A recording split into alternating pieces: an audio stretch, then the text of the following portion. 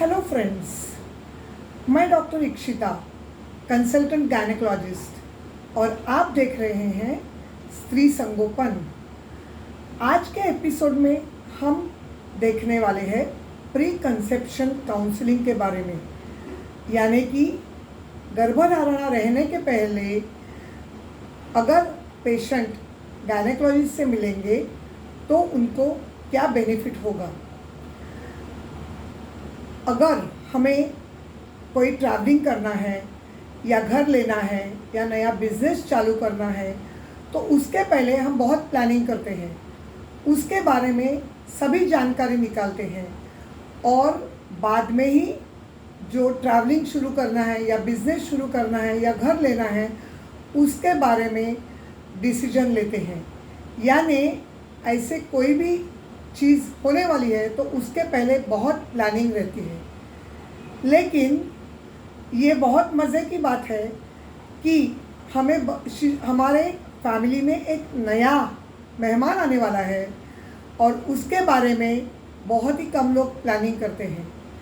बहुत बार ऐसे होता है कि पेशेंट गायनेकोलॉजिस्ट के पास डायरेक्टली यूरिन टेस्ट पॉजिटिव का रिपोर्ट ही लेके जाते हैं। यूरिन टेस्ट पॉजिटिव बहुत ही अच्छी बात है, बधाई हो। लेकिन अगर आपको हेल्दी शिशु चाहिए, निरोगी बच्चा चाहिए, तो आपको मेरी राय रहेगी कि प्रेगनेंसी प्लान करने के पहले आपको ज़रूर गायनेकोलॉजिस्ट से मिलके सलाह लेनी चाहिए। अभी आप पूछेंगे इसकी क्या ज़रूरत है, हमारे फैमिली में तो किसी ने ये नहीं किया। पहले के ज़माने में अलग बात थी, लेकिन आज के ज़माने में बहुत एडवांस तरीके के ब्लड टेस्ट आए हुए हैं, डिफरेंट इन्वेस्टिगेशंस आए हुए हैं, जिसकी मदद से हम ये देखेंगे कि जिसके शरीर में ये बच्चा बढ़ने वाला है वो माता प्रेगनेंसी के पहले पूर्ण तरीके से हेल्दी है कि नहीं। तो कभी आपको जाना चाहिए डॉक्टर को मिलने के लिए, आपको जाना चाहिए प्रेगनेंसी प्लान करने के 3 या 4 महीने पहले। अभी डॉक्टर क्या करेंगे, तो डॉक्टर पहले कपल की इन्वेस्टिगेशंस करेंगे, ये देखने के लिए कि जो वुड बी मम्मी और डैडी है वो कितने हेल्दी है, और अगर नहीं है तो उनका पहले इलाज करेंगे। तो सबसे पहले हम देखेंगे कि वाइफ की कौन सी इन्वेस्टिगेशंस की जाएगी। तो ब्लड टेस्ट में हम करेंगे सीबीसी, हीमोग्लोबिन जानने के लिए, क्योंकि अगर उसे अनीमिया है तो बच्चा ग्रोथ रिटार्डेड होगा, उनका अबॉर्शन होगा, उनको प्रेगनेंसी इंड्यूस्ड हाइपरटेंशन होगा, मिसकैरेज होगा या प्रीमैच्योर डिलीवरी होगी, और इसके लिए हीमोग्लोबिन की जानकारी बहुत ज़रूरी है। दूसरे हम सीबीसी में देखते हैं प्लेटलेट काउंट, क्योंकि अगर प्लेटलेट काउंट बहुत ज़्यादा है तो उसे कहते हैं थ्रोम्बोफिलिया, और जिसकी वजह से रिकरेंट प्रेगनेंसी लॉस यानी बार बार 3 महीने के पहले अबॉर्शन होना, ये बीमारी हो सकती है। तो इसके बारे में फिर डॉक्टर को बहुत सतर्क रहना पड़ता है। दूसरी टेस्ट हम करते हैं ब्लड शुगर की।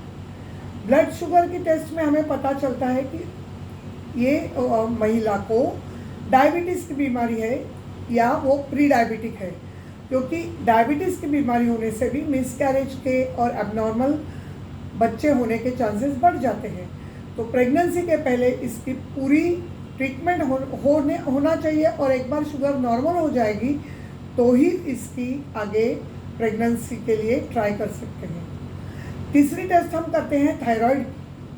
माँ का थायराइड फंक्शन बहुत नॉर्मल होना ज़रूरी है। अगर वो नॉर्मल से कम है और ज़्यादा है तो प्रेगनेंसी रहने में दिक्कत आती है, या तो मिसकैरेज होता है या तो मेंटली रिटार्डेड बच्चा होने का डर रहता है। उसके बाद में टेस्ट होती है थैलेसीमिया माइनर या थैलेसीमिया ट्रेट, जिसको कहते हैं HB इलेक्ट्रोफोरेसिस।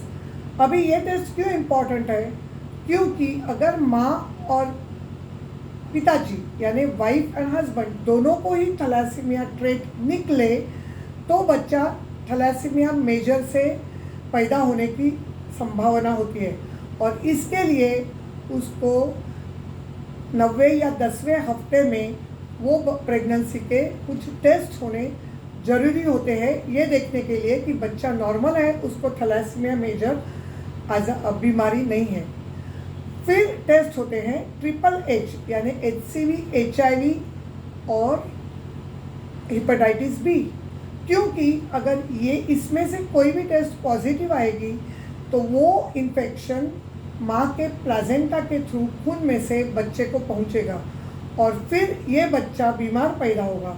तो अगर ये टेस्ट पॉजिटिव आई तो पहले माँ की पूरी ट्रीटमेंट होती है और फिर उसका जो रिस्क है वो जाने के बाद ही उसको प्रेगनेंसी की एडवाइस की जाती है। फिर और एक इम्पॉर्टेंट टेस्ट रहती है यूरिन की, उसके थ्रू हमें पता चलता है कि यूरिन में कोई इन्फेक्शन है, किडनी में कोई प्रॉब्लम है, या यूरिन में कोई ब्लड सेल्स है, या यूरिन में प्रोटीन लॉस हो रहा है। तो बहुत सारी बीमारियों की डायग्नोसिस हम सिर्फ यूरिन टेस्ट से कर सकते हैं। और एक इम्पॉर्टेंट टेस्ट होगी जो है पूरे पेट की सोनोग्राफी।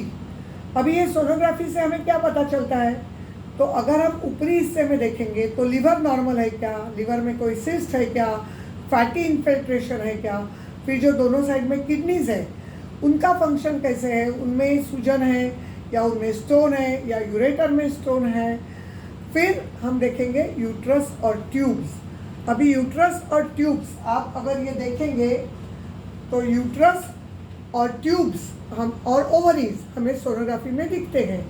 तो क्या यूट्रस में कोई फाइब्रॉइड्स है या एडिनोमायोसिस करके बीमारी है, या कोई पॉलिप है, या यूट्रस में सूजन है, या कभी कभी पैदाइशी यूट्रस के 2 हिस्से होते हैं यानी बीच में पार्टीशन होता है। ऐसे पेशेंट्स को मिसकैरेज होने के बहुत रिस्क होते हैं, तो पहले ऑपरेशन करके पार्टीशन को ठीक निकाल देना पड़ता है। फिर हम देखेंगे कि ये ट्यूब्स के जो एंड्स है वो ओपन है, नॉर्मल है, या इसी तरह से वो ब्लॉक्ड है जिसकी वजह से प्रेगनेंसी नहीं रुकेगी। फिर हम ओवरीज को देखेंगे, क्या ओवरीज नॉर्मल है, उनमें कोई सिस्ट है, उनमें एंडोमेट्रियोसिस करके कोई बीमारी है, या उनके ऊपर थिक कैप्सूल है जिसको बोलते हैं PCOM, जिसकी वजह से प्रेगनेंसी रुकने में दिक्कत आती है या तो मिसकैरेज होते हैं। तो ये पूरे इन्वेस्टिगेशंस हम पहले वाइफ के करते हैं, क्योंकि अगर इसमें कोई भी बीमारी है तो उसे ठीक करने के बाद ही वो प्रेगनेंसी का डिसीजन ले सकते हैं। तो फ्रेंड्स, अगले एपिसोड में हम देखेंगे कि हम हस्बैंड्स की कौन सी टेस्ट इन्वेस्टिगेशंस करेंगे और हस्बैंड के लिए और वाइफ के लिए हम कौन सा एडवाइस देंगे। तो अगर आपको ये अच्छा लगा होगा तो आप प्लीज़ लाइक कीजिए, शेयर कीजिए और मेरे चैनल को सब्सक्राइब कीजिए। मिलेंगे अगले इंटरेस्टिंग एपिसोड में। तब तक के लिए आप खुश रहिए और अपने सेहत का ख्याल कीजिए। धन्यवाद।